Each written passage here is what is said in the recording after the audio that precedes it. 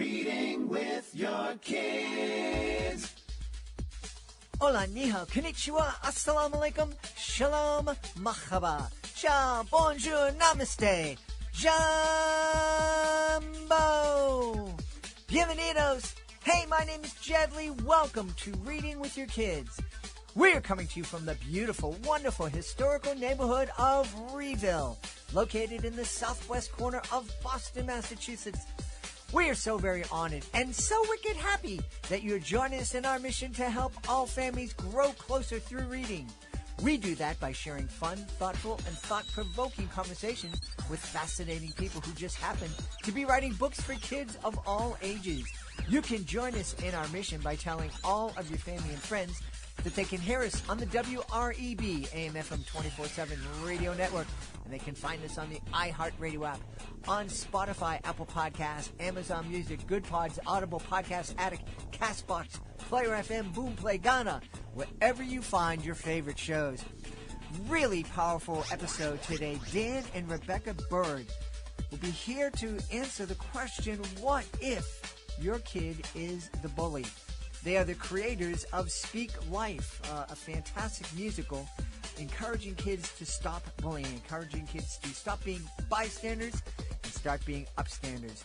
We'll also be speaking to Valeria Wicker. She is here to celebrate the Ugly Doodles.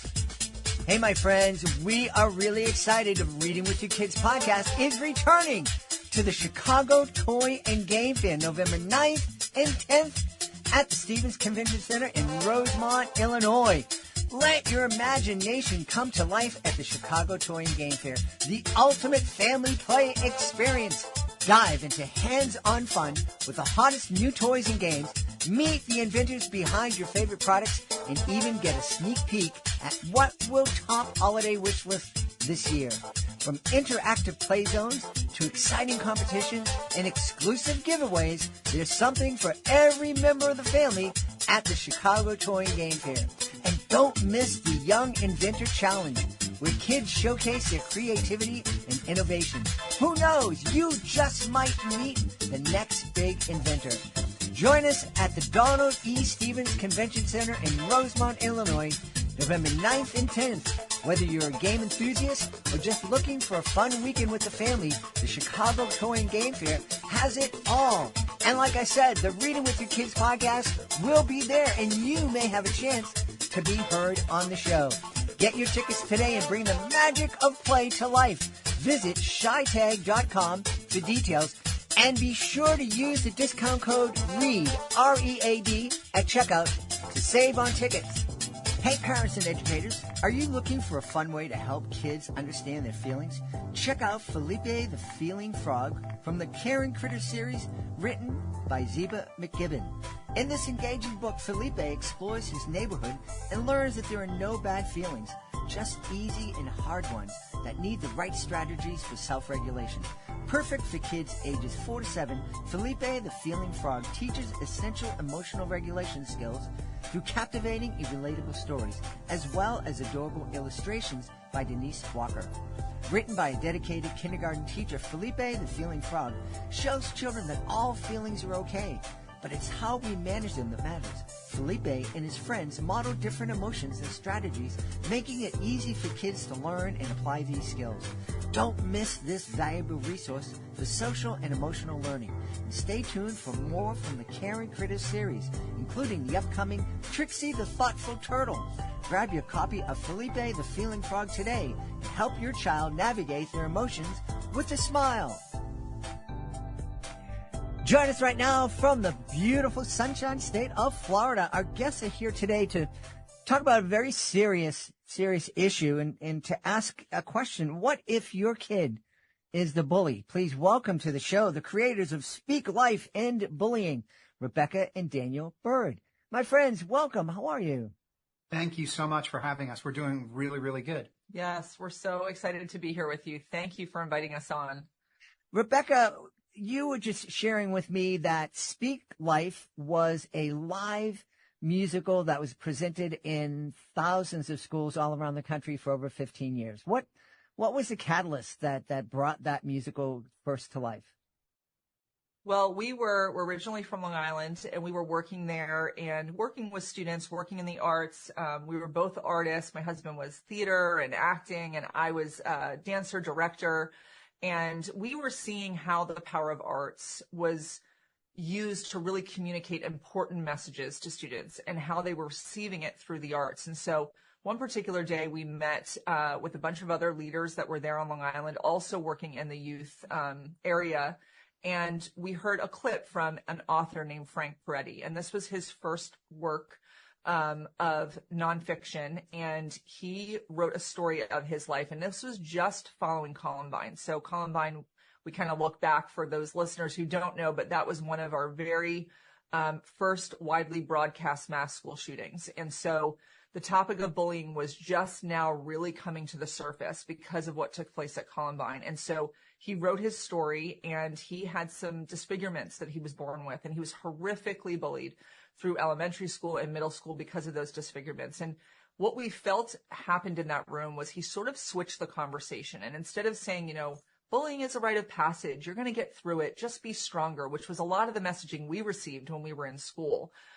He started to say, you know what, let's call bullying what it is. It really is abuse. And if we don't step in as adults and begin to do something about it, these kids could take the ramifications of that bullying that takes place in these formidable years into their future, and it can change the whole outcome of their life. We need to step in. And so I don't think there was a dry eye in the room. Yeah. We had 30 people in there, all ages.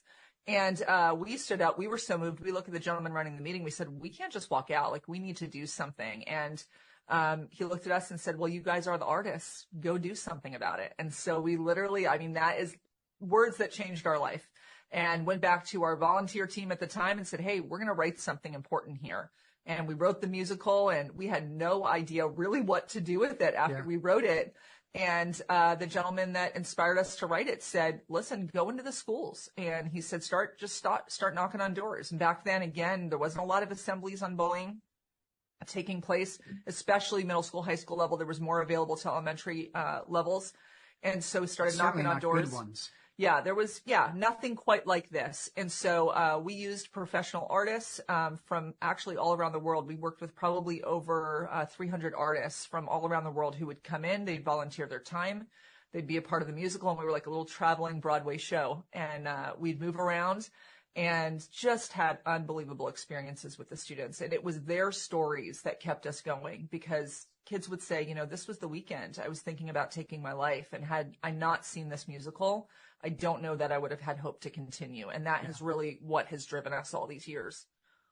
Yeah, Dan, to your point about there not being a lot of good ones back when you debuted Speak Life, I know myself as I was touring around, I'll be very honest, when I started doing an anti-bullying show, it was because the school asked me to. It wasn't a huge deal, and it wasn't front of my mind. But the more I studied and learned about the issue, and as I became a dad, it became more and more important for me, and it just made a lot of sense. Back then, you probably experienced the same thing. Schools would bring in a karate teacher. Or somebody would jump around and say no to bullying, say no. And that was about it.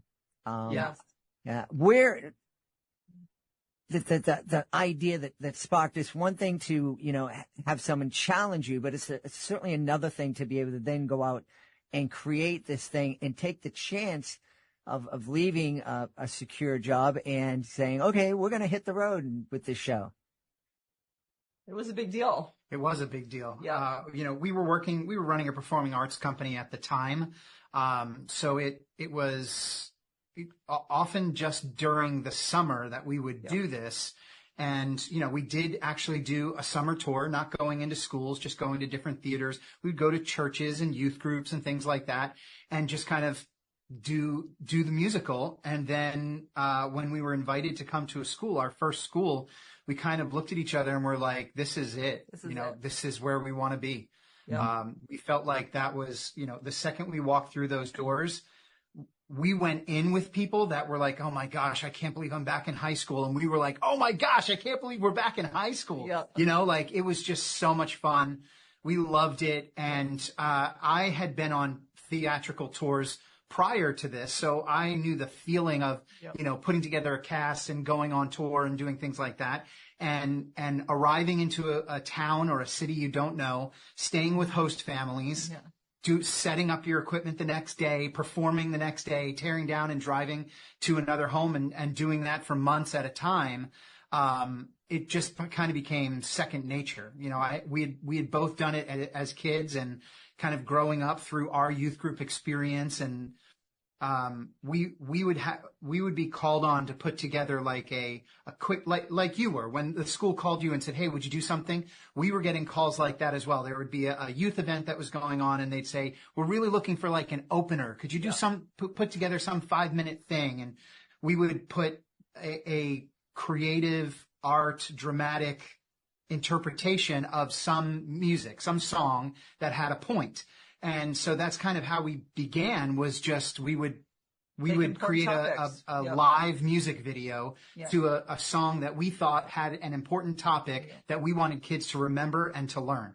And so, we were doing that, and we would have 3 or 4 of them. And then we said, well, let's just kind of string the 3 together. And then we have something that's 15 minutes long. We just put a little scene between them. Mm-hmm. And so it actually, when we built the musical, that's literally how we built it. It just came out of my love of theater growing up in high school, doing theater and college doing theater, my wife's love of dance. And when we started putting all these things together, I think it was the passion of what we were talking about gave us such a focus that we knew the story and the stories that we wanted to tell. A lot of what you see in the musical that we wrote is based around my experiences as a kid. Mm-hmm. And because I had many of the same experiences as the author, Frank Peretti, as we read his book, and it resonated really, really with me, and with our staff as well. But it was kind of the driving focus of going, okay, this is the direction that we want to go, and these are the stories that we want to tell. And then, at the end, we would always kind of leave it open. We didn't create answers. The production that we do leaves question marks in the minds of the students to go, well, what happens next? Mm-hmm. And so I would get up while we were live touring. At the end, our cast would sit on the stage, and I would get up and I would share for about 10 minutes and kind of wrap everything and bring everything to a point. We call it putting handles on the topic, so that the students can actually walk out and do something with what it was they were feeling. But they would often ask, how does this end? What happens to these characters? And we had the opportunity to tell hundreds of thousands of students that this story is your story. So the way these stories end, you decide how it ends, because you know the characters in this film. Mm-hmm. You live them, you see them, you are them every day. So how this film ends and how these characters' story continues is you get to decide that. Yeah. Rebecca, you alluded to something, I think it was you earlier, about a student coming up and saying, oh, I was thinking of committing suicide. That reminded me of something that a school from Brooklyn, Catholic school from Brooklyn, called me, and they said, we need you to come up to our school at the end of the week. And I'm like, I got other things scheduled, I have an opening in a couple of weeks. And she goes, no, you don't understand. One of our students just took their own life. Oh. And my answer was, well, it's late. Yeah. Can you, Rebecca, tell us a little bit and remind us all of how serious this issue is and how important it is to address it? Oh, life and death. It is life and death. And it's, I think that's been one of the most difficult parts of our job, as we've been with these students, just beside them, listening to their stories. One of our favorite parts of what we did was the cast would come off the stage. I mean, this cast was sometimes up at 4:30 in the morning to get in hair and makeup, get to these schools, start assemblies by 7:15 in the morning. We would do anything from 4 to 5. We were insistent that we would see every student on that day. And in between, whenever we had a free period, we'd go into the lunchrooms and we'd sit down with the kids, and we would have our cast just sit next to them and say, hey, tell us your story. And to begin hearing the stories of these students, I mean, one would be more desperate than the other. And I think one of the other moments that really hit us was that we would be, 1,000 students deep in an assembly. And at the end, we would always do a very short Q&A. And when we would, say, hey, what character do you most relate to? Or just open a general question, these kids in that moment would raise their hand or stand up. And some of them would ask the most vulnerable questions, things you would think that a kid would only say privately to somebody, always appropriate, but very vulnerable. And what these kids were asking, sometimes a little sixth grader would raise his hand and said, could you just make it stop? Would you please make it stop? And we had kids come down out of their seats and just come up to us and say, like, how will you make it end? These kids were desperate. The things that they wanted to talk about were so deep and so important. And, what we knew was that this was a moment in their life that if we could give them hope, help them to see beyond this moment of pain that they might be experiencing, or realize the power they had with their own voice in the lives of their peers to make a difference. If they weren't the one who was suffering, there's somebody next to you who probably is. And how do you use your voice to make a change? And so that was really our goal. It really speaks to all three, our bully, our bullied, and our bystander. But we know that our bystander army is the largest group in that school. That's the 60%. So when we can empower 60% of students to say, hey, your voice matters. When a peer intervenes in a bullying situation, statistics tell us it doesn't happen again. Mm-hmm. When adult intervenes, it's more than likely to occur again once that adult is removed from the situation. And so we work so hard to empower our kids, but the stories are very desperate. And I will tell you, it has not, we've been in this now over 25 years, working with students, sitting with them, sitting with their parents. We've had parents come up to us and say, if my child had been in the room, they may still be here. Yeah. Never stop doing this. Yeah. Well, that brings up the question, I think, Dan. We just experienced, we're here the day after a school shooting in Georgia. And you were sharing that this was kind of inspired immediately after Columbine. And it seems as though the problem is, I don't know if it's worse, or it certainly doesn't seem as if it's gotten better. To the listener out there that's saying, hey, this stuff isn't working. Why are we still on this? We've tried it and it doesn't work. Yeah, I think those are great questions. They're difficult questions. Yeah. For us, we many times look at the schools and say, well, this is the school's responsibility. The school should have done something else. The school should have done something different. The school should have known. And this is something that it's said that it takes a community to raise a child, but it's not the community's responsibility to raise the child. It's our responsibility to care for our children. So it begins by creating strong connections at home with our children. We have to build a culture of speaking life into our child. When we can build a culture of speaking life into our children, we create a resiliency in them where they can approach a situation where they may be being bullied and not take on the ownership of the words that were just said to them. They can they can not need to take on the identity of what that person is trying to put onto them because they know who they are. They have a strong foundation at home. And for many, many, many kids, that's not the case. So we can look at schools and we can look at bullying and say, hey, bullying isn't getting any better and these anti-bullying programs aren't working. That's not exactly true. The anti-bullying programs are working, but you are still seeing these kinds of egregious things happening in schools. How can both be true? So for us, most students are categorized into groups of bullies, bystanders, or victims. And 10% of students would say they identify as the bully. 60% of kids would say they identify as the bystander, and 30% of kids would identify as the victim. And so we want to target those 60% of kids to really mobilize them to shift the culture in the schools. most of the anti-bullying programs that are out there target the bully or they target the victim. The victim is never going to be, I shouldn't say never, so I won't speak in extremes. Mm-hmm. The victims are going to have a very difficult time coming out of something that most of the time wasn't their fault to begin with. Mm-hmm. You know, when we do workshops, we'll bring 30 kids into the room and we'll divide them with pieces of paper as they enter. Some kids get yellow paper and then 4 or 5 kids get a blue paper. And we separate those 4 or 5 kids during one of these exercises, and we basically say, okay, well, what did this person do to be over here?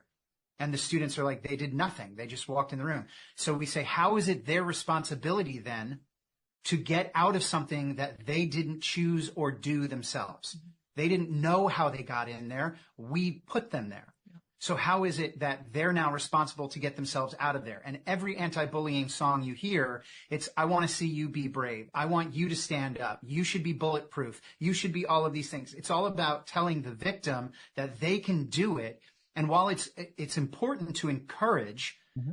we also need to address the bullying and the bystanders. The way that we address the bullying, though, is not just by saying, hey, you can't bully, or by having, extreme measures in school where there's zero tolerance policies. While those zero tolerance policies have worked, there is a large backlash. We're not seeing as much violent bullying on campuses, but we even interview students all the time. Do you think that bullying has decreased? And they say, no, it's just shifted because they've created rules that say you can't bully this way. So we're going to find other ways to bully. The way that we stop bullying is by creating a culture where that is not acceptable. Yep, the behavior. The behavior is no longer acceptable, not by adults, mm-hmm. but by the culture in the school. And the culture is not set by adults. The culture is set by the students. And so we need to get those 60% of kids to really understand and empathize yep. with the fact that and that's the key. The bullies have their story. Yep. The victims have their story, but you're writing a story on your own that can change both of those. Yep. So if we can, John Maxwell says that if you can shift 10% of a people group or 10% of the population, you can begin to create a culture shift inside that population. So we need 10% of 60%. That's what we're looking for. 10% of the 60% that we can challenge and we can get to have an empathetic response to be able to say, you know what, that's no longer acceptable. That's not okay. Because when the bully tries to bully, they're not just trying to be mean to another kid. They're trying to get validation from the people around them. They're stealing dignity from a child because their dignity has been stolen from them at some point in life. Mm-hmm. And so what we want to do is create an environment in that school where the 60% actually begin to stand up and create a culture that the bully goes, oh, I'm not getting the same response that I used to get. And they then begin to stop. It releases the pressure on the 30%. Mm-hmm. When you talk to kids that have attempted suicide or that have that suicidal ideation, their thought process is, I just wanted it to stop. I just want it to go away. I just don't want it, the pressure that's there. If we can release that pressure, even the slightest bit, then the people that are actually doing the work, talking to these kids and helping these kids and all the other organizations that are out there that are targeting the victimized population, when they're saying to them, hey, just take it minute by minute, moment by moment, you can get through this. When we relieve that pressure, even just a little bit, these students then have the ability to say, you know what, I think I can make it to tomorrow. Yep. And that's all we need them to do is make it to tomorrow. Yeah. And there's more hope waiting for them. Rebecca, I've always been, because of what we talked about earlier in terms of not great programs out there, I've always been hesitant to bring anti-bullying programs onto the podcast. Yeah. But in this moment, speaking to me, you are preaching to the choir, because that is exactly that's exactly the same approach that I took with my show. It's like screaming, getting kids to say no to bullying. It sounds good. You got a lot of kids making a lot of noise. time Right. to go to a teacher for help if they're being bullied. Yeah, that's important. But getting those kids in the middle, getting those kids who see it every day to stand up and say something, it is so powerful. Yeah. So powerful. One kid to be able to sit up and go, yo, dude, knock it off. It's not acceptable. Yep. Yep. You know? So you guys are right on track. And I also love, Dan, that you spoke about an important part of creating a kid who's safe from bullying, if you would, or a kid who's not going to be a bully, is the time that we spend with them at home. Yeah. Yep. The time, the reason I started this podcast, sitting down, spending quality time with your kid every single night, continuing to read with them as they become independent readers, talk about the content that they're consuming, leading to all sorts of conversations. It's so vital. And so I really, I have to give you props. People who are listening, these are the real deal. They are speaking the truth. And I know from my own experience that this is the way to reach kids, and this is the way to make a difference. Rebecca, you were sharing, and at some point we need to answer that question of what if your kid is the bully? Why don't we do it? What if your kid is the bully? What do we do? It's scary, right? As parents, like, that's our worst nightmare. We never want to think that our own child could cause that kind of harm to somebody else. And I know as a mom, for me, I'm raising 3 boys. I've got 2 of them out of the teenage years and I've still got a 17-year-old son. And so it was so important to Dan and I how our kids understood how they needed to speak and interact with others and building that character inside of them. And yet at the same time, I knew that if my child was in enough pain and was kind of moved in a direction with a group of other kids that pulled him away from what he knew, that he was at risk of making those decisions. So what do we know about a child that might bully? Most statistics tell us that hurt people hurt people. Mm-hmm. So when a child is reaching a place of hurt, oftentimes that hurt now comes out and becomes almost a weapon against somebody else. And so it's so important that we understand most kids don't wake up in the morning and say, you know what, today I'm really going to go in and I'm going to bully another kid. I'm going to treat another kid horribly.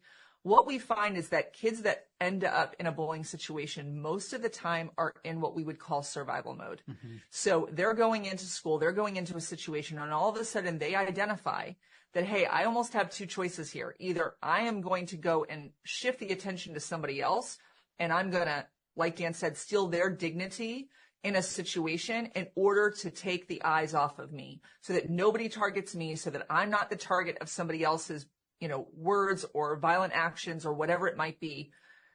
They become the perpetrator.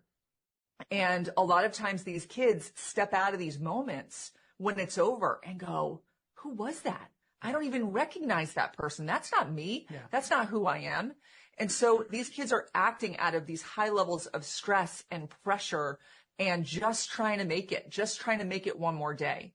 And I think if we can really begin to identify in our own kids, we need to look, what kind of stress and pressures are our kids under? Our kids are overscheduled. Our kids are under immense pressure, whether it's academics or athletics or, other things that they might be up against in their daily life. And as parents, we need to be very aware. We as adults have thresholds. We can only take so much. Sometimes we begin to act out and say things that are not within our character.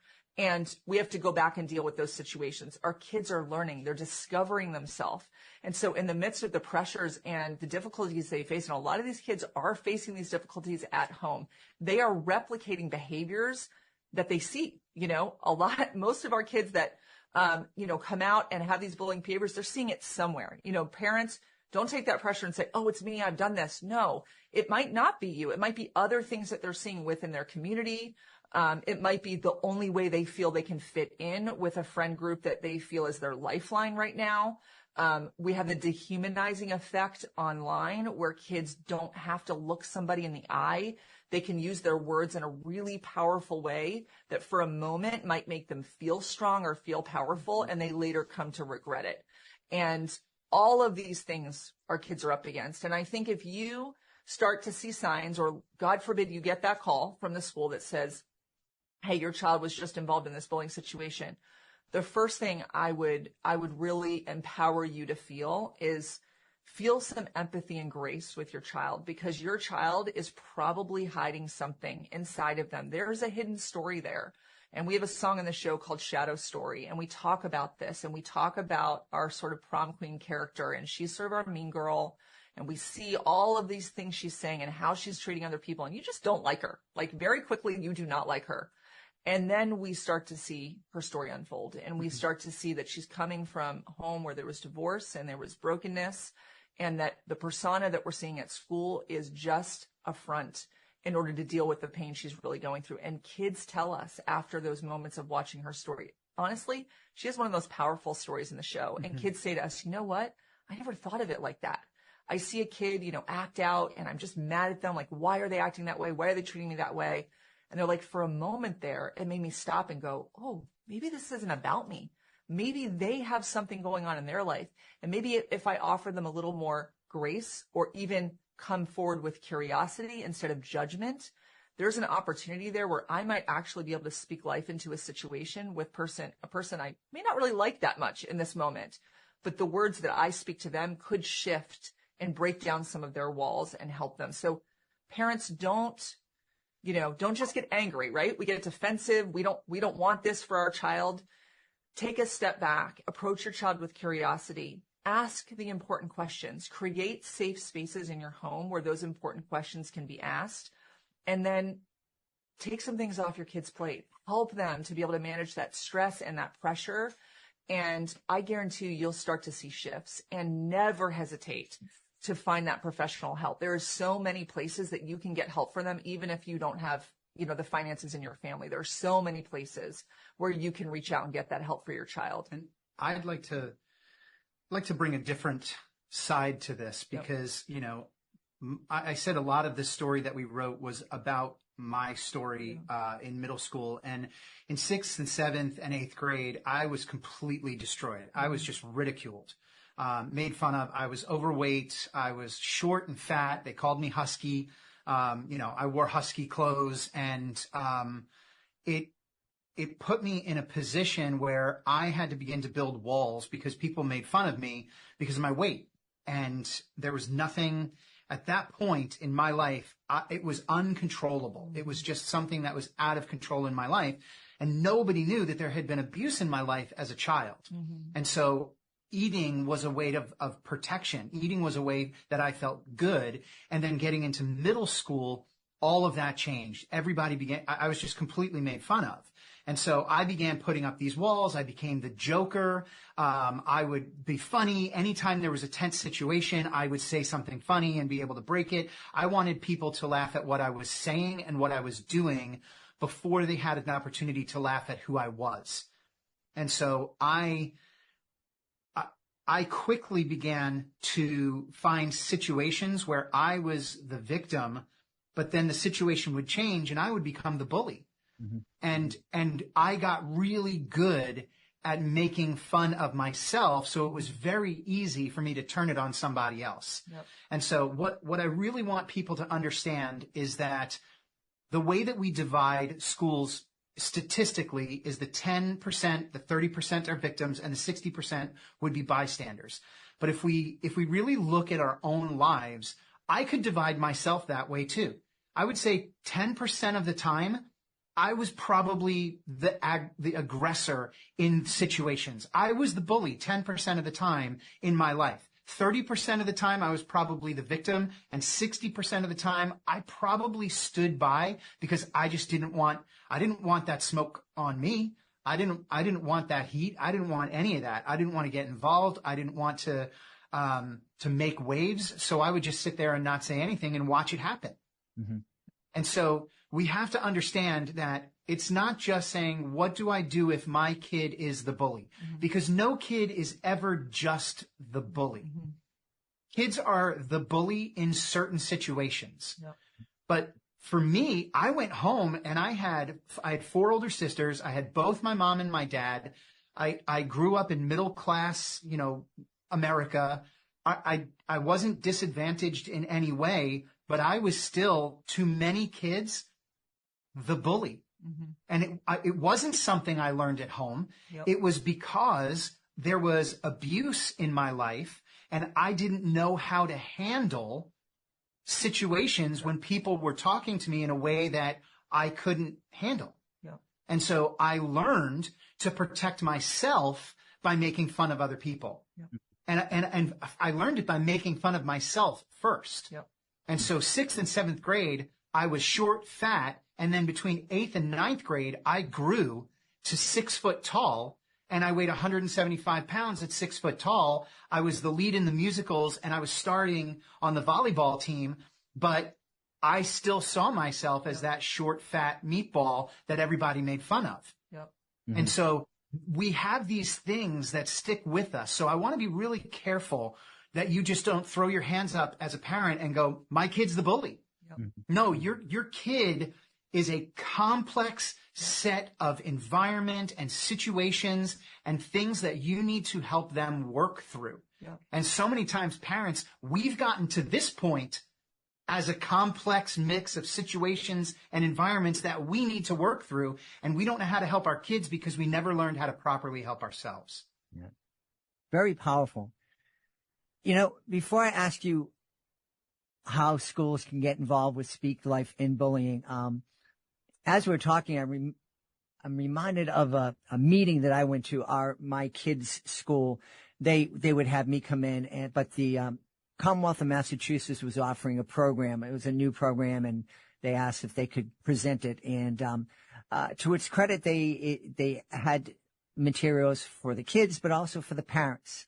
And I was in a parents' meeting, and the parents were asking questions, and the questions kind of went like, well, this is a boys' problem. And the expert said, actually, we're seeing a lot of girls involved in bullying, and but that's just that psychological stuff. No, we're seeing a lot of girls getting very physically violent too.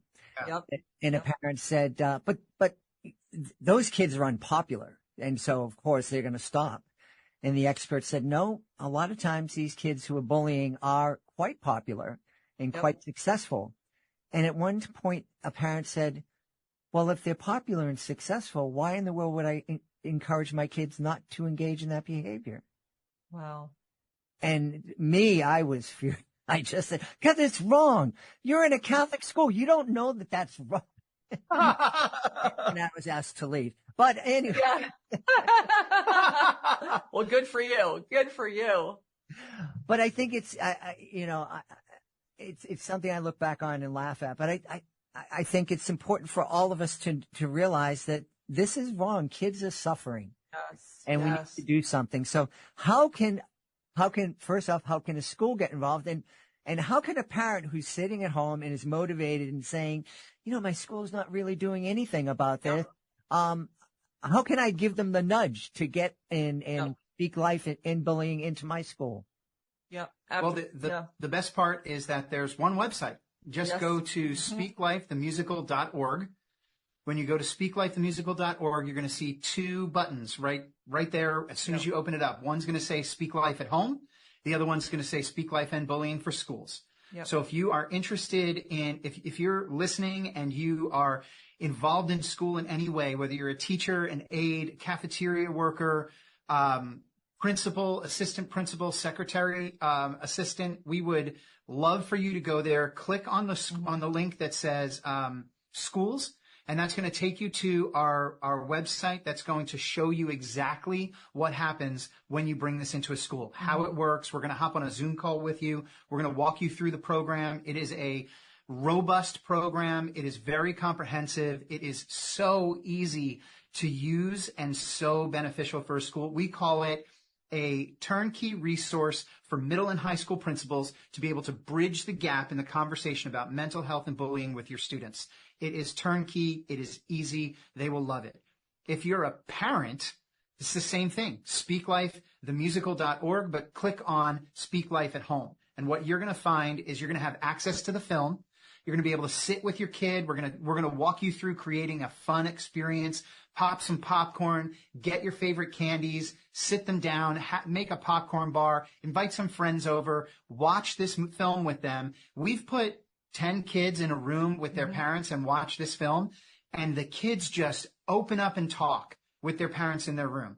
So what we really have created for parents is a method that cracks the code on how to communicate with your kids in 60 minutes. Yep. You watch the film, and at the end, we give you the questions to ask, and you can just begin asking a couple of questions. And of course, they're going to be talking about the film, but if you listen real close, they're really talking about their own experience. Yep. And they want to talk about their own experience, but they don't know how.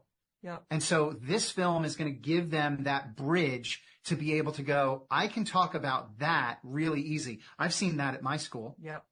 I've been in that situation before. Yep. I did that. Yeah, that's happened. Who's my favorite character? This person. Well, why was that? Well, I really felt like the pressure that they were under, I identified with that pressure. Yep. And we're going to go a step further after that, because parents, I know, like Dan mentioned earlier, we're the ones who have often carried these wounds for the longest.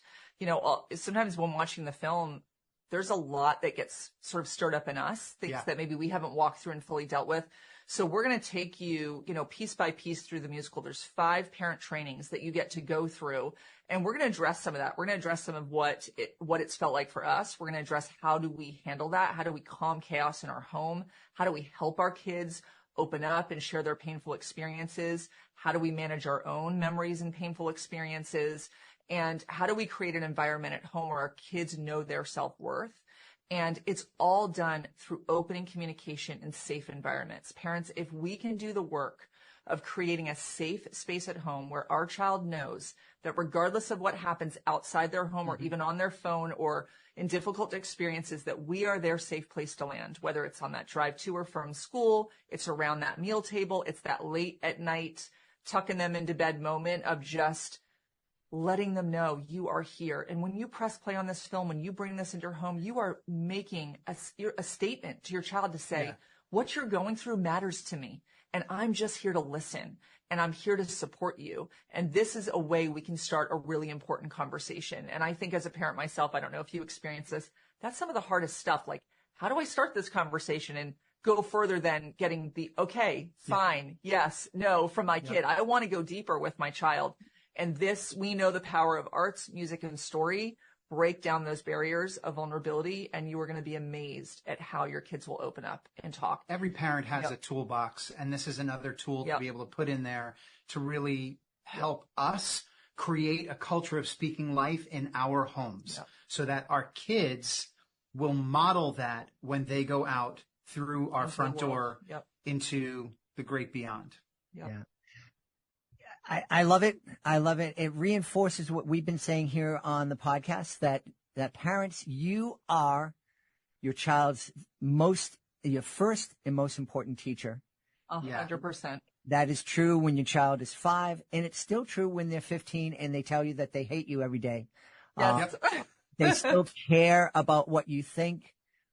They want to know that you care about them. So kudos for creating this program, and thank you for being with us.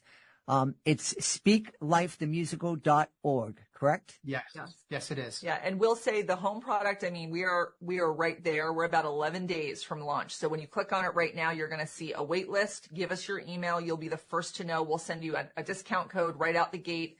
And we would love for you to begin sharing it with your friends and family, because every home needs this. We need to, if we change what we saw happen yesterday, parents, it starts with us. We have to take on that responsibility, change our homes, change our schools, change our communities, change our world. And change our world. And we're going to do it one child at a time. Yeah. And if you're listening to Reading with Your Kids, I know you're reading with your kids. And so this is going to be easy. Yes. Yeah. So. Yes. This has been a powerful conversation that we've had about bullying, but I think more about building a culture of respect, not only in our schools, but in our communities. And our guests have been Dan and Rebecca Burd. Guys, thank you so much for being with us. Thank you for having us. It was wonderful to talk with you. It's been an honor. Thank you for what you do for parents every day. It's awesome. Are you looking for a creative way to bond with your kids?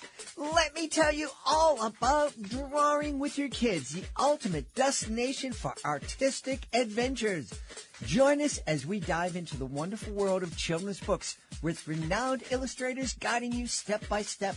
From beloved characters to whimsical scenes, unleash your imagination and create cherished memories together. Whether you're a seasoned artist or just picking up a pencil, there's something for everyone at Drawing with Your Kids. Please visit our website, readingwithyourkids.com, and click on the Drawing with Your Kids link at the top of the page and let the creativity flow. Drawing with Your Kids, where every stroke brings stories to life. Before we invite our guest into the studio, I would love to invite you to visit a very special website. It's clownswithoutborders.org. Clownswithoutborders.org. This is a group that I absolutely adore. I am part of Clowns Without Borders, and I had the honor of being part of the 2023 tour of El Salvador. I had so much fun joining with artists from all over the world to bring a smile to people who really needed it and really appreciated it too. And we would love for you to join us as a monthly Joy Maker. The Joy Makers, they're a family of people just like you who love to laugh and make other people feel good. So please take a moment and visit clownswithoutborders.org and consider joining me as a Joy Maker. Oh, I am very excited. We have a fantastic guest for you today. She is here to celebrate her brand new picture book. It's called The Ugly Doodles. Please welcome to the show author and illustrator Valeria Wicker. Hey, Valeria, how are you? Good. How are you? Thank you for having me. I'm delighted to have you on. This sounds like a fun book. Tell us all about it, please. Well, this particular book, The Ugly Doodle, is my debut picture book. And it talks about a little girl that struggles to make art and gets haunted by her very own drawing. And it's up to her to figure out how to stop the haunting and just to ultimately accept her imperfection and realizing that whatever she does can be turned into a masterpiece. And also, my latest picture book is The Night Snacker that just came out this past October 3rd. Here's the cover. It's probably going to be backwards. I don't know if it's visible enough. I do have a background filter. And this one, it's about a little boy that it's trying to get over fear of trying new things and fear of the dark. This particular one, it's actually food focused, and he has to get over the fear of try something new. He's going for a quest to find a snack that he cannot find, and he's forced to try what he doesn't want to eat at the very end. So it's really cute.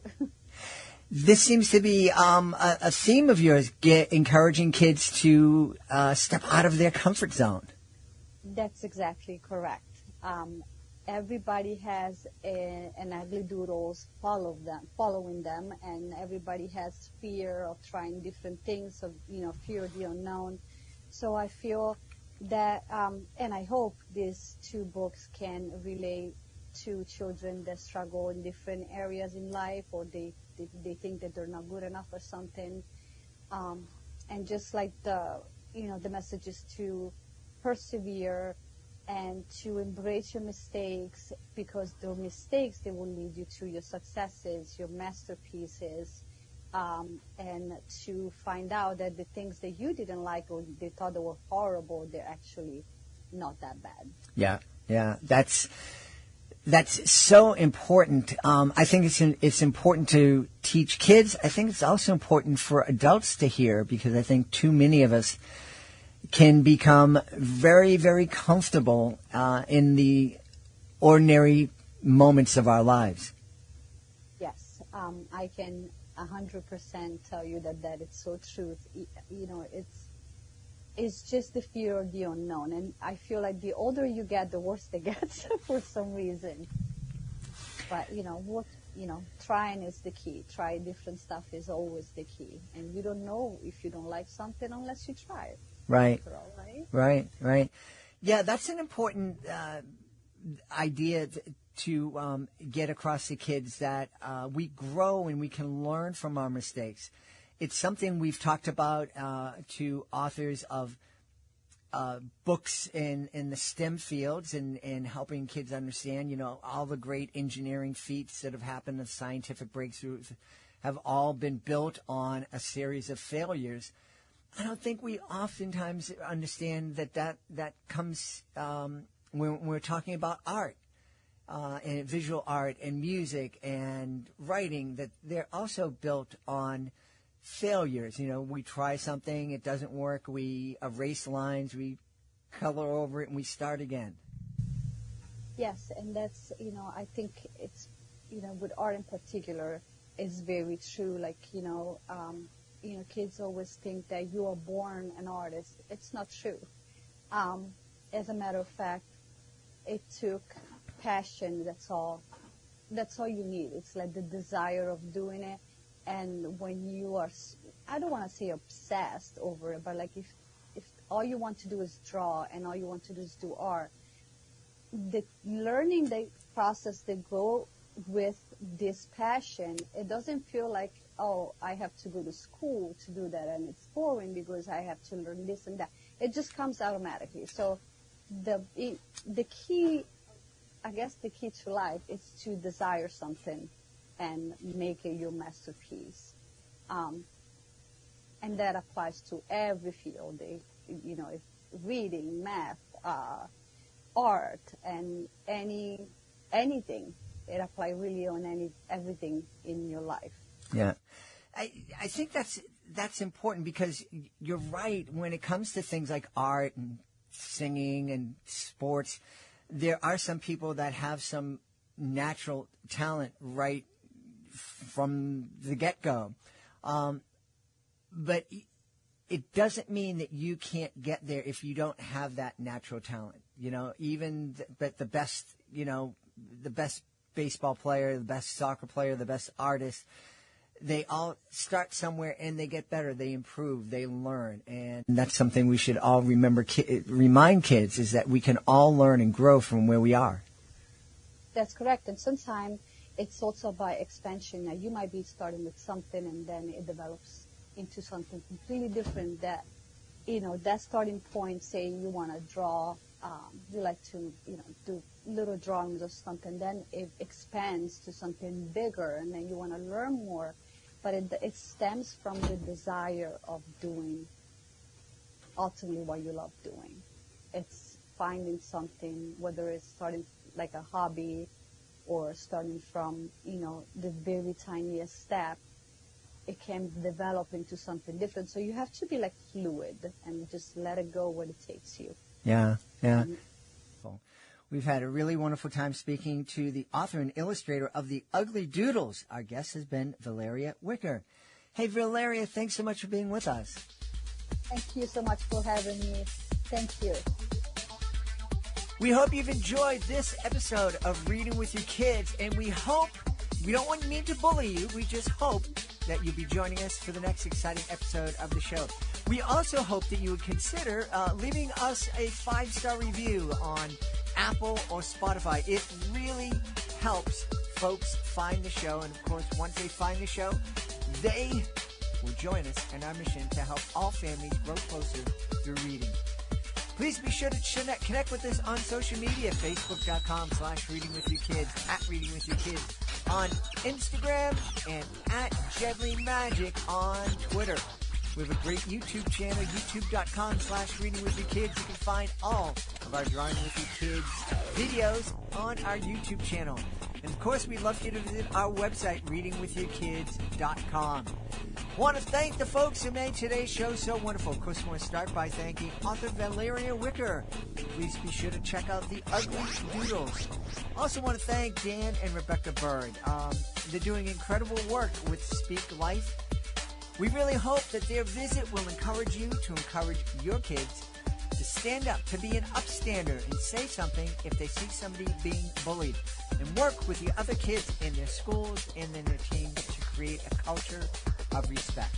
I want to thank my team, Fatima Khan, Chris Doherty, Rory Grady, Raylene Tang, I want to thank my beautiful wife for all the support she gives me. Most of all, we all want to thank you. Thank you so much for taking the time to join us today, and as always, thank you so very much for taking the time to make the world a better place, and you do that every time you read with your kids.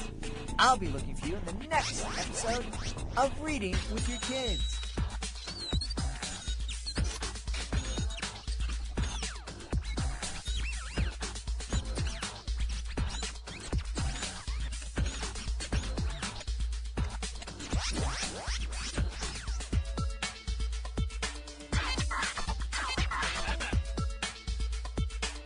With